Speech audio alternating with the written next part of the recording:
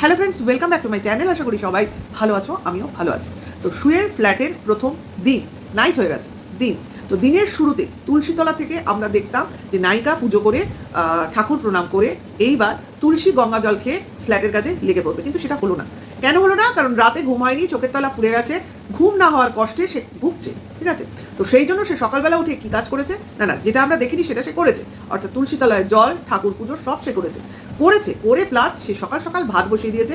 কারণ সে রাতে রুটি খেয়েছে, ভাত না খেলে তার খিদেটা ঠিক জমছে না, ঘুমও হচ্ছে না, ভাতও খাচ্ছে না, তো হবে কি করে, তাই না? তো রাতে রুটি খেলে অনেকেরই ঘুম হয় না, সেক্ষেত্রে ভাত খেয়ে ঘুম দেওয়ার মজাটাই আলাদা, অর্থাৎ যেটাকে আমরা বলি ভাত ঘুম।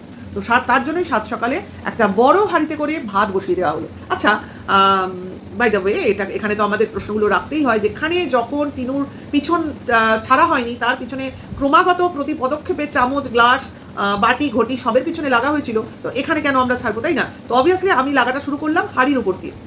কেননা হাঁড়ি একজন লোক আর কুকুর, ওই হলো বাচ্চা হলে 1.5 জন মতো, তা 1.5 জনের এত বড় হাঁড়ি কেন? হাঁড়িটা নতুন, ঠিক আছে, হাঁড়িটা নতুন, কিন্তু তাহলে এত বড় হাঁড়ি কেনা হলো কেন, তাই না? তো প্রশ্ন যেমন আমি করলাম, উত্তর হিসেবেও হয়তো অনেকে দেবে তার বাবা, মা, বোন এরা আসতে পারে, তো সেক্ষেত্রে বড় হাঁড়ি না হলে কি হয়, একবারে ভাত বসিয়ে দেবে। মানলাম, নিশ্চয়ই মানলাম। তো শুরুতেই কেউ এত বড় হাঁড়ি কেনে না, শুরুতেই বাবা, মা, ভাই বোন সেখানে বসবে না। আর ওর যে ভাই নেই, বোনেরা এসে বসবে না, তো স্বাভাবিক। এক বাবা আর মা, ঠিক আছে? তো মা তো মনে হয় না বাড়ি ছেড়ে আসবে। আর যেখানে শুনেছিলাম তার বাপের বাড়িতে তার পোষ্যকে নিয়ে থাকার সমস্যা, তাহলে যেখানে পোষ্য রয়েছে সেখানে নিশ্চয়ই বাবা মা এসে থাকবে না। কাজে এখানে ওই বড় হাঁড়ির যে গল্পটা, বাবা মা এসে থাকবে বা তাদের জন্য রান্না বান্না, তো সেটা তো সেরকমভাবে টিকলো না। তাহলে বড় হাঁড়িটা কেন?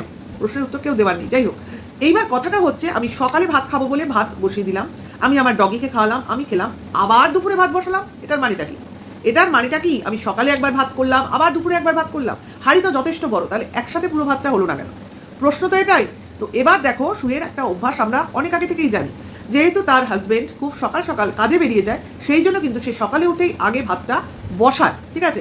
এবার তার রাতে রান্না থাকে, সেগুলোই সে সাধারণত গরম করতো, বা অনেক সময় সকালবেলা মাছের ঝোল বা তরকারি যাই হোক রান্না করেও দিত, ঠিক আছে? কিন্তু সেক্ষেত্রে আমরা দেখলাম কি, না শুধু ভাতটাই হলো, কোনো তরকারি আমাদের সামনে আসেনি।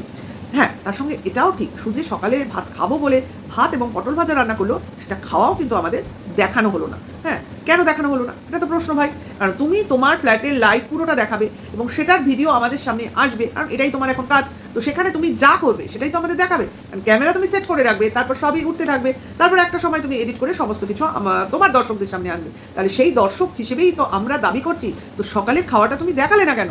এটা তো আমরা মিস করলাম, তাই না? তো সেই জন্যই বলছি, সকালের ভাতটা কি স্বামীর কথা মনে করে বসিয়েছিল? যেরকম আমি নিত্যদিন স্বামীর কাজে যাওয়ার জন্য ভাত বসাই, সেই রকম ভাতটাই কি বসালাম? তো আসল ঘটনা ভগবান জানে, তাই না? আমরা শুধুমাত্র ক্যামেরার মাধ্যমে দর্শক নিমিত্ত, কাজে প্রশ্ন আমাদের মনে আছে, সেই প্রশ্ন আমরা আমাদের দর্শকদের সামনে তুলে ধরছি, ঠিক আছে? এইবার দেখো, ডগিকে আমি সকালের ভাত খাওয়াও দেখালাম, ডগিকে আমি দুপুরের ভাত খাওয়াও দেখালাম, কিন্তু আমি নিজের সকালের ভাত খাওয়া দেখালাম না কেন?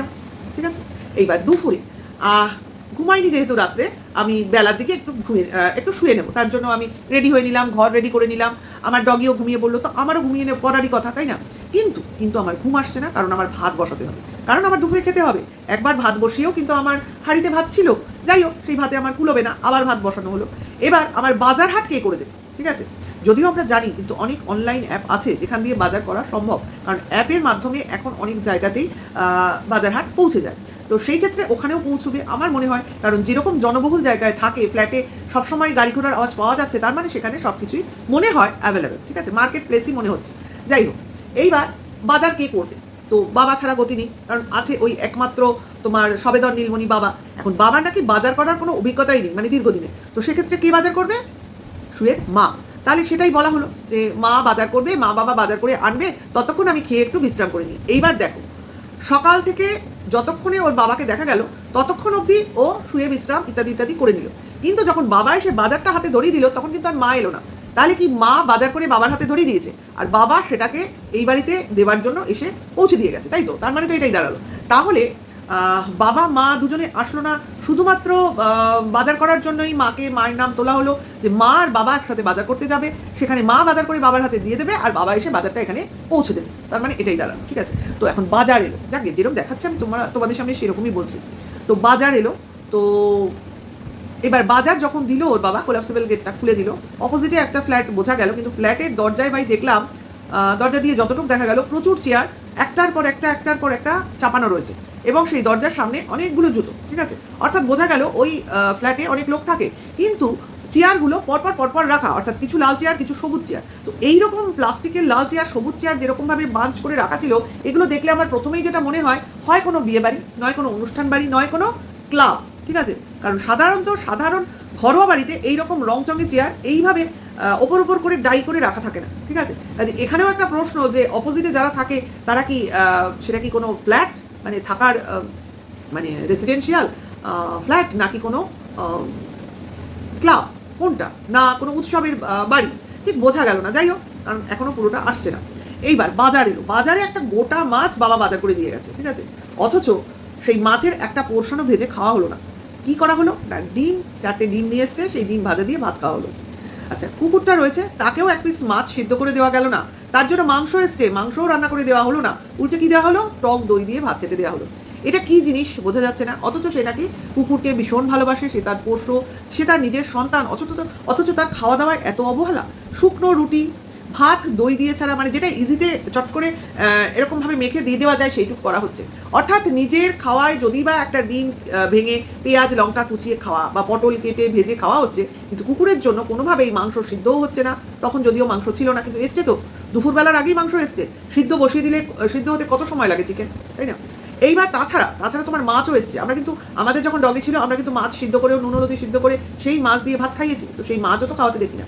বুঝতে পারছো তো, তার মানে কীরকমভাবে এ তার কুকুরকে ট্রিট করে, বোঝাই যায় যে সন্তান হলেও এ কীভাবে ট্রিট করতো। যাই হোক, সমস্ত বাজার এলো, কিন্তু দেখে মনে হলো না বাজারগুলো কোনো একজন লোকের জন্য করা হচ্ছে। তো মাছটা দেখিয়ে ফেলেছে, তার জন্য বলছে এত মাছ কে খাবে। তো বাবার কীরকম চালাকি উত্তর, আমি আছি না, আমি খাবো। অথচ সেই বাবা আসে আর যায়, বসে না কিন্তু বেশিক্ষণ, নাকি আমাদের দেখানো হয় না, সেটা তো অন্য ব্যাপার, ঠিক আছে।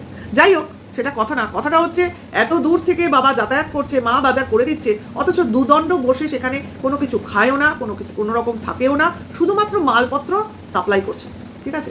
এত গোছানি, মানে তোমার ভাতের ফুড থেকে ভাত হয়ে যাচ্ছে, তারপর এইটা কিনছে ওইটা কিনছে, কিন্তু ভাত বাড়বে যে হাতা, সেটা আনতে ভুলে গেছে। তো খুন্তি দিয়ে ভাত বাড়ছে, তো সেটা দিয়ে ইজিলি বাড়া যায়, কিন্তু বাড়তে কেন সময় লাগছে? এক হাতে তো ক্যামেরা ধরে রয়েছে, ক্যামেরা তো কোথাও সেট করে নেই, তার জন্য হাঁড়ি থেকে এক হাতে এরকম ব্যালেন্স করে খুন্তি দিয়ে ভাত ঢালতে তো অনেক সময় লাগবে। আমরা ক্যামেরা না ধরলে কী করি, এক হাতে হাঁড়িটা ধরি, আর কি বলে, হাত দিয়েই ভাত, মনে করো যদি হাতা না থাকে। আগেকার দিনে মা, কাকিমা, জেঠিমারা কী করতো, তারা তো আলাদা করে বাড়তে বসে হাতেই কিন্তু ভাত, ম্যাক্সিমাম ভাতটা বিশেষ করে হাত দিয়ে বেড়ে দিত, আর ডাল তরকারি ঝোল এসব হাতা ইউজ করতো, ঠিক আছে। যাই হোক, সব ব্যাপারটাই কিন্তু ফিশি, এবং বোঝা যাচ্ছে আমি একা বারবার রিপিট করছি, অথচ আমি সেখানে একা আছি কি নেই সেটা দেখাবার জন্য বারবার প্রমাণ দিতে হচ্ছে যে এই দেখো আমার সামনে কেউ নেই, এই দেখো আমার পিছনে কেউ নেই, এই দেখো আমি ওদিকে তাকিয়ে আছি কিন্তু ওদিকে কেউ নেই। এইভাবে বারবার বোঝানোর চেষ্টা চলছে।